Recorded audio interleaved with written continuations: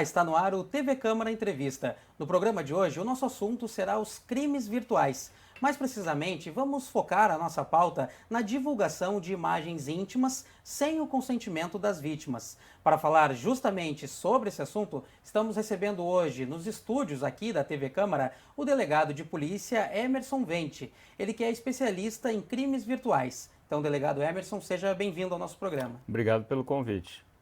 Também participa conosco dessa edição do TV Câmara Entrevista aqui nos estúdios da TV Câmara a juíza de direito, doutora Maria Cláudia Cachapuz, ela que atua no Tribunal de Justiça do Rio Grande do Sul. Então, doutora, seja bem-vinda ao nosso programa também. Agradeço igualmente também o convite. Muito obrigada.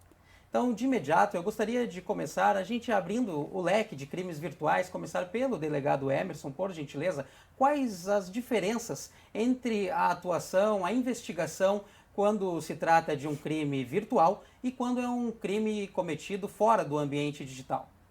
Bom, nós temos aí vários crimes que são previstos no Código Penal em que, embora não esteja na redação do crime a prática dele através da rede mundial de computadores, várias informações também podem ser coletadas numa investigação criminal, por exemplo, um crime de homicídio, um crime de roubo a banco, em que se podem buscar informações no ambiente cibernético em relação à autoria dos delitos, seja pela questão da comunicação entre alvos, entre investigados, seja pela questão do deslocamento deles, isso é registrado não só pelo sistema de telefonia, também o sistema de telemática dos provedores de serviço de internet.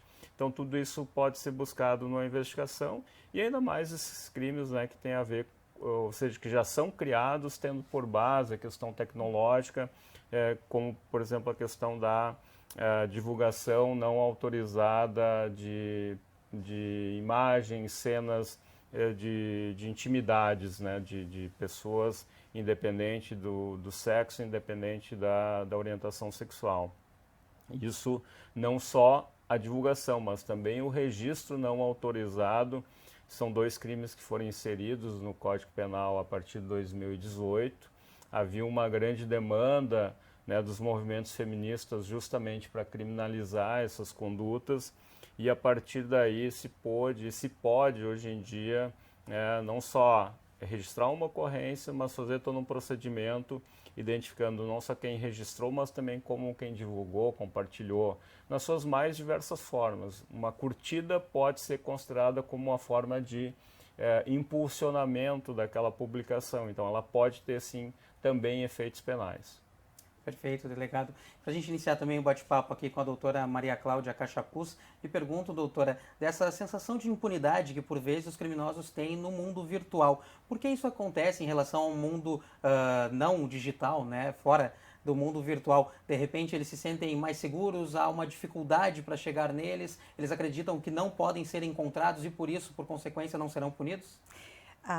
Talvez uma das grandes dificuldades de se lidar com o tema é principalmente em relação à inovação que nós temos pela própria tecnologia envolvida.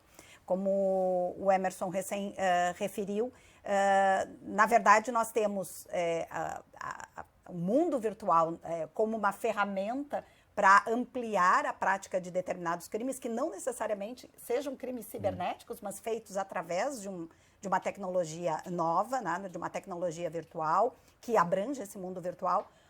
E são crimes que nós podemos tipificar de outra forma, né, mais convencionais, como também aqueles crimes que são exercidos especificamente em razão disso e por determinadas questões próprias, né, já do uso dessa tecnologia. Então, nós temos situações em que as ferramentas nos auxiliam a uma maior investigação e outras em que elas implicam na tipificação de delitos específicos.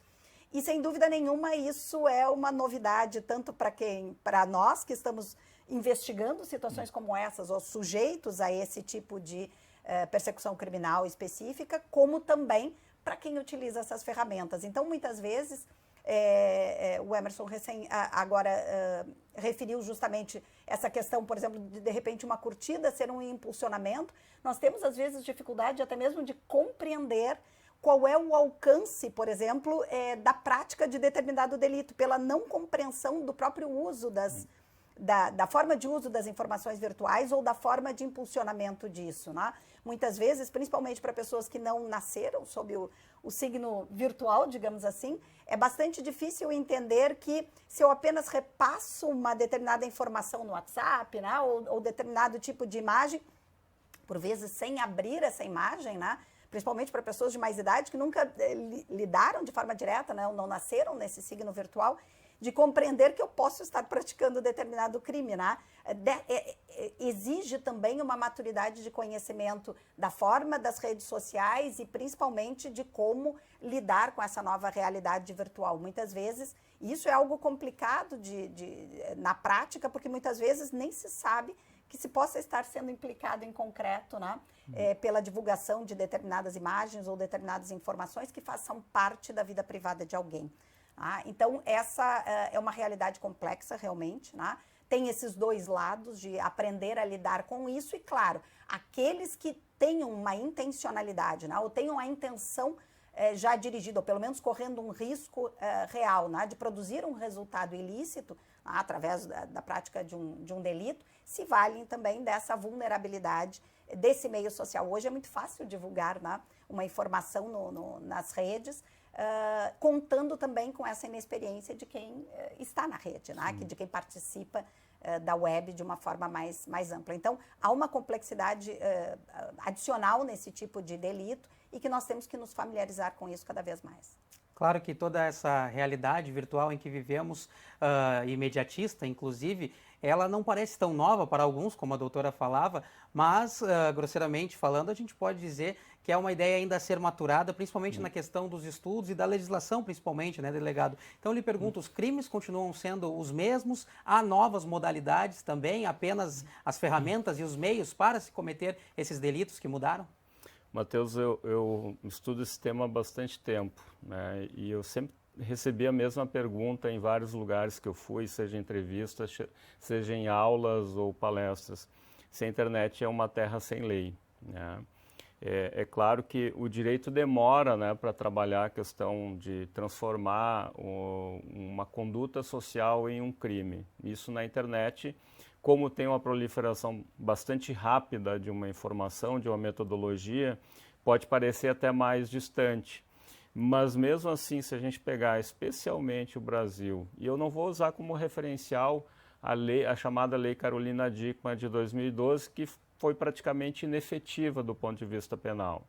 Eu vou pegar a partir de 2018 justamente dessas duas leis que tipificaram o registro e a divulgação não consentida da intimidade, que foram importantes no ponto de vista assim, penal.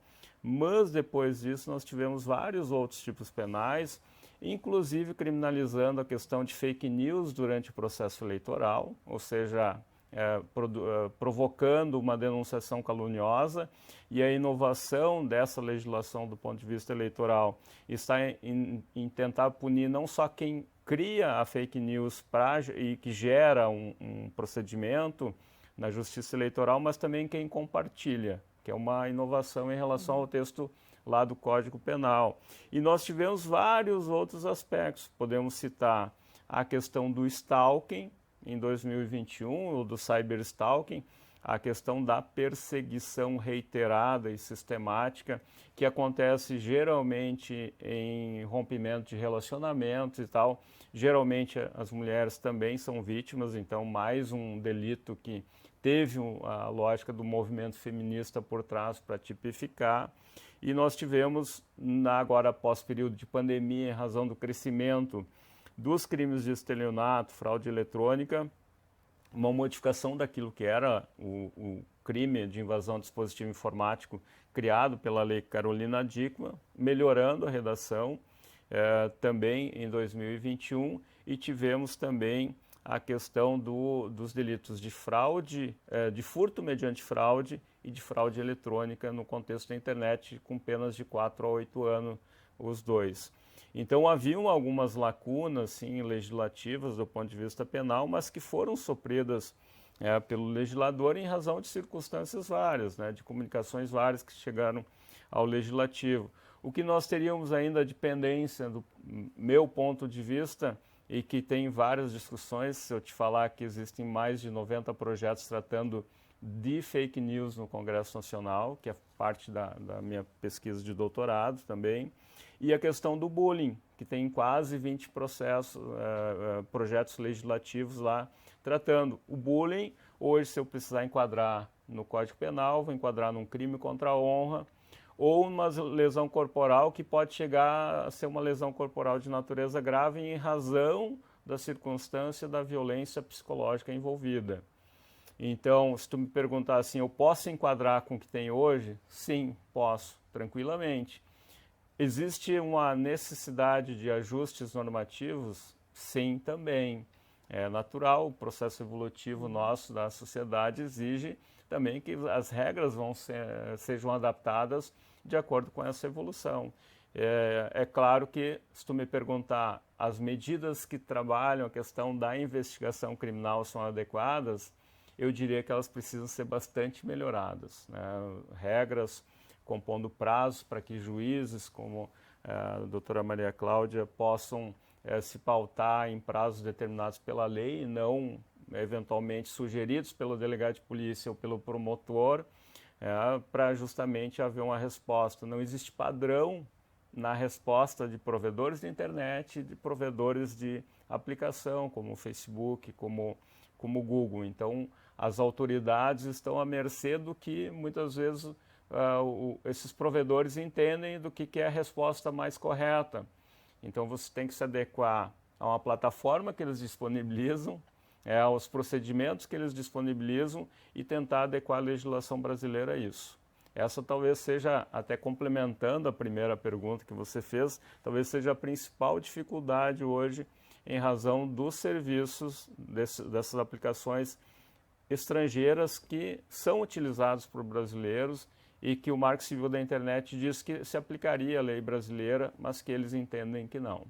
Que eles entendem que se aplica a legislação de onde eles estão sediados, ou Estados Unidos, ou Inglaterra, ou qualquer outro local onde o servidor deles está hospedado. A tecnologia é algo muito bom, claro, vem para ajudar principalmente na questão da comodidade da vida do ser humano, mas, doutora, também há uma diferença bastante grande no alcance e no poder da velocidade da internet em relação ao direito, né? Para o direito construir uma tipificação, um acordo jurídico concreto mesmo em relação a essa velocidade que a internet alcança. É que, na verdade, nós estamos num tempo de sedimentação diversa, né? Os fatos que hoje são pautados, né, por esse mundo virtual são fatos instantâneos. E o próprio conhecimento externo desses fatos também se dá com uma certa instantaneidade. Então, na verdade, é muito rápida a difusão de informações se nós considerarmos outros meios tradicionais de veiculação de informações, seja de forma escrita, né, ou por meio de imagens. Então, de certa forma, a internet também traz e o mundo virtual traz essa novidade de forma mais ampla. E o direito, obviamente, tem o seu tempo de sedimentação. Porque nós começamos aqui falando sobre as questões que envolvem ilícitos penais, né? Mas o ilícito penal é como se fosse a nossa última ratio, né? É onde nós corrigimos pelo extremo, né? Então, até que nós possamos tipificar uma determinada conduta social como um ilícito penal, né? Caracterizando um tipo penal, obviamente que nós passamos por outras várias tentativas de contenção dessa conduta dentro do ordenamento jurídico. Então, nós temos lá a possibilidade de conter isso no aspecto civil, né? Ou seja, nessa vida de relacionamento entre as pessoas, né? Por exemplo, discutindo questões de indenização quando determinado ilícito, né? Porque o ilícito não é só criminal, ele é um ilícito de ordem mais ampla, né? Então, quando determinado ilícito causa um prejuízo a alguém, nós podemos lá indenizar esse prejuízo, né? Isso é no campo civil. Pode também nem haver esse prejuízo, mas o simples, caracterizado, mas o simples fato de estarmos divulgando determinada notícia, por exemplo, uma fake news, né? Causar uma ameaça de problema a alguém, né? Ainda antes, por exemplo, da sua divulgação, pela simples forma, né? Agora foi falado do cyberbullying, né? Mas as questões de bullying, né? De começar a caracterizar, por exemplo, situações de um discurso de ódio. Tá? Então, como é que o direito pode vir ao socorro dessa situação para que a pessoa que se sinta intimidada, que se sinta ameaçada, ou que de alguma forma, né, sinta-se incomodada na sua esfera de privacidade, porque ela tem um direito simultâneo, né, de estar só, de não ser incomodada, mesmo participando de uma rede social, mas porque ela tem níveis de privacidade diversos, né, e ela não se expõe da mesma forma, né, como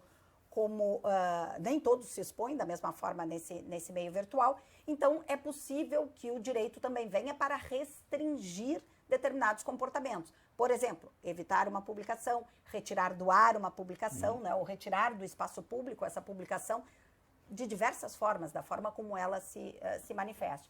E essa é uma das questões bastante tormentosas, inclusive, né? Porque pode, dependendo da forma como isso se dá, dependendo da interpretação que seja feita, muitas vezes é considerada uma censura, né, ou um comportamento contrário à Constituição.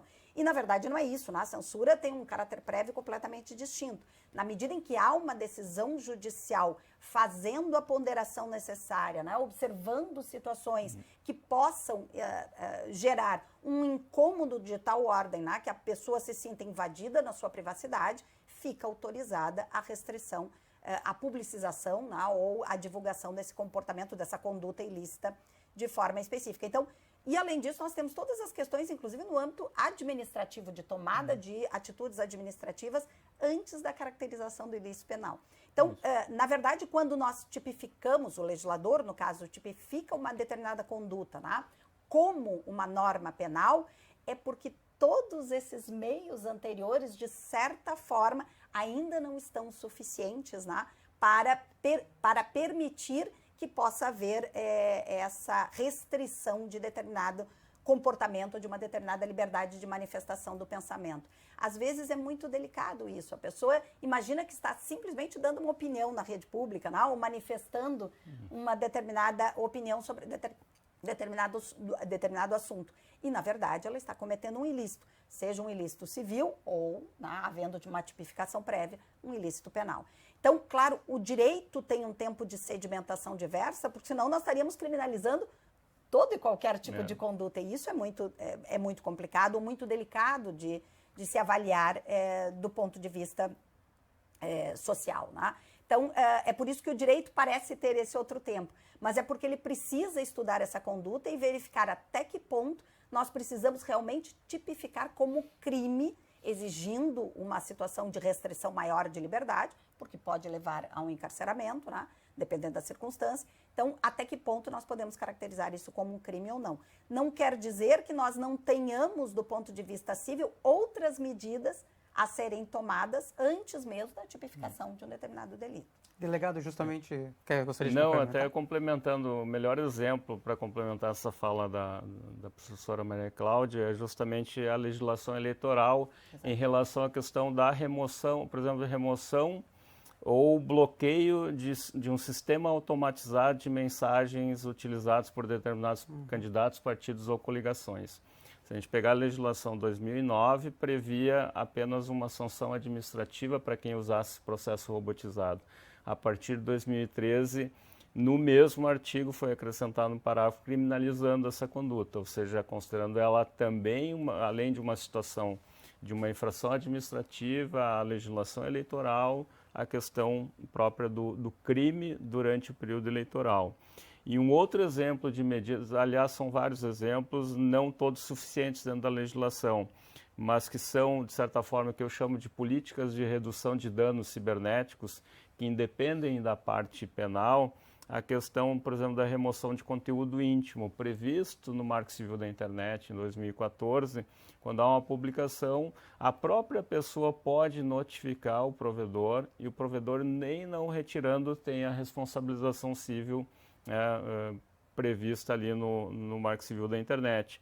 A lei antirracial teve, a partir de 2012, vários elementos acrescentados de evolução da legislação. Ela é uma legislação lá dos anos 80, se não me falha a memória.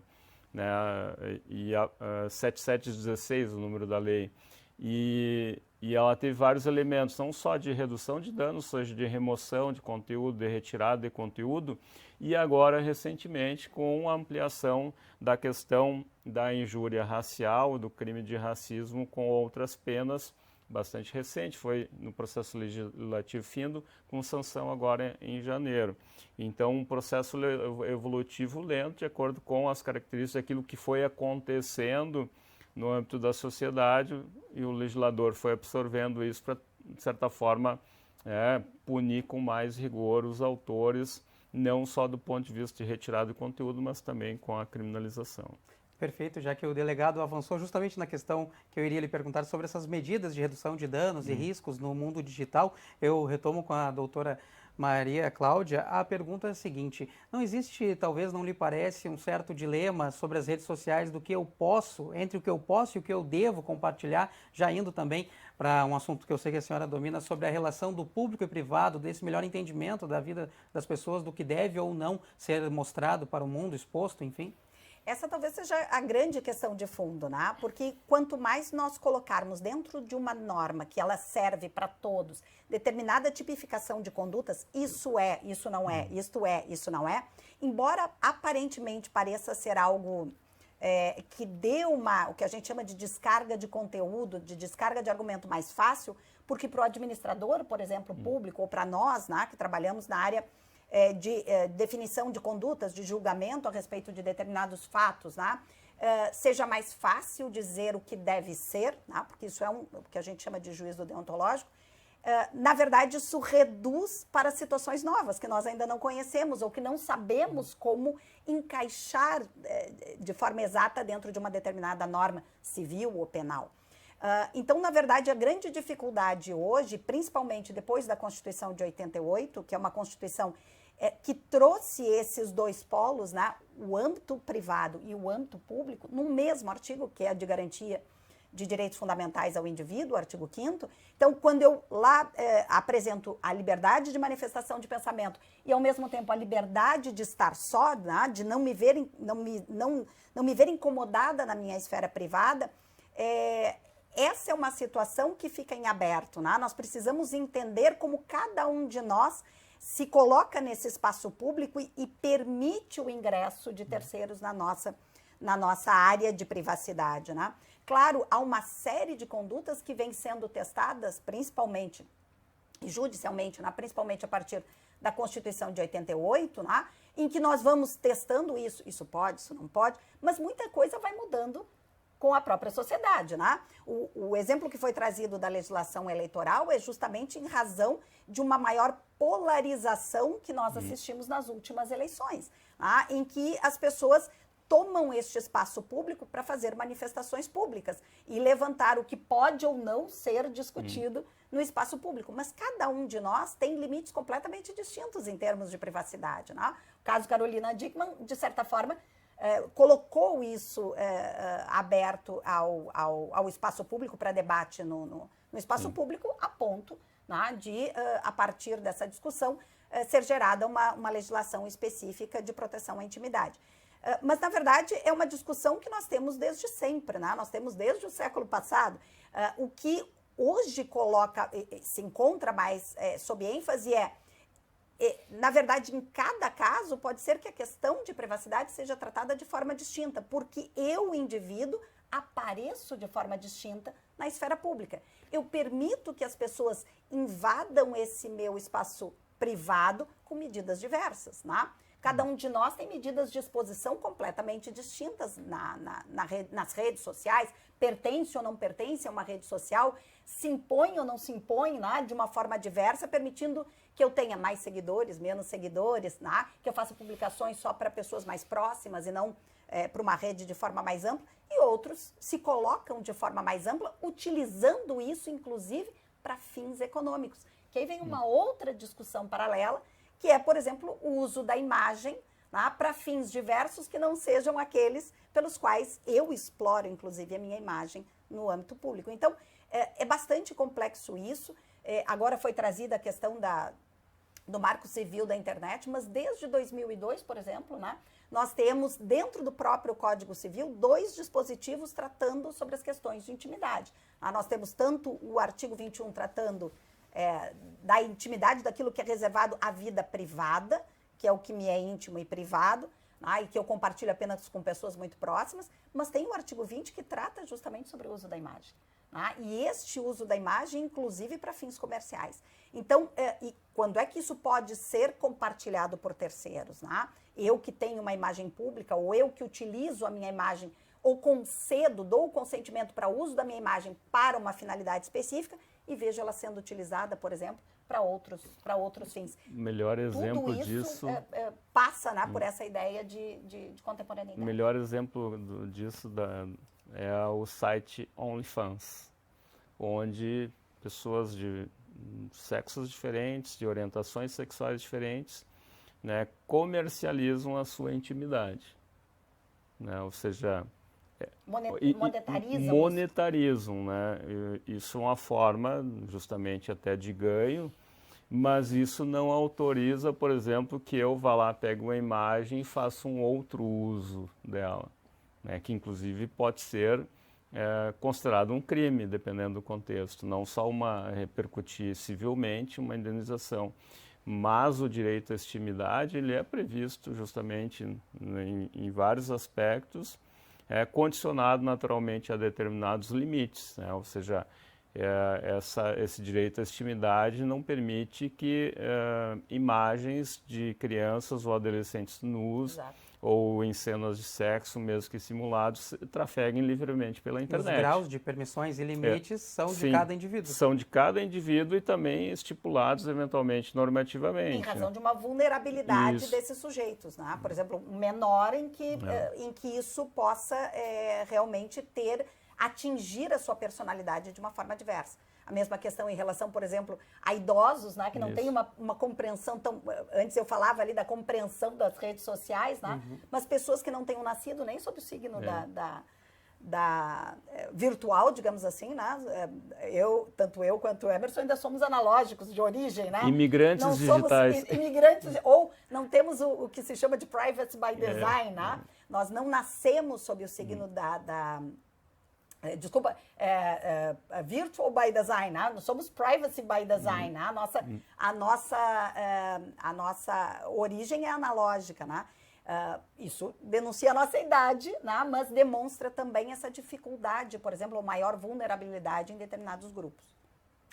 É um assunto bastante amplo que a gente vai continuar discutindo no segundo bloco do TV Câmara Entrevista com os nossos dois especialistas convidados de hoje, o delegado Emerson Vente, ele que é também especialista em cybercrimes, crimes digitais, e também a doutora Maria Cláudia Capachus, ela que é juíza e atua no Tribunal de Justiça aqui do Rio Grande do Sul. Então fique ligado, não saia daí, continue acompanhando as informações da TV Câmara e nós voltamos em alguns instantes.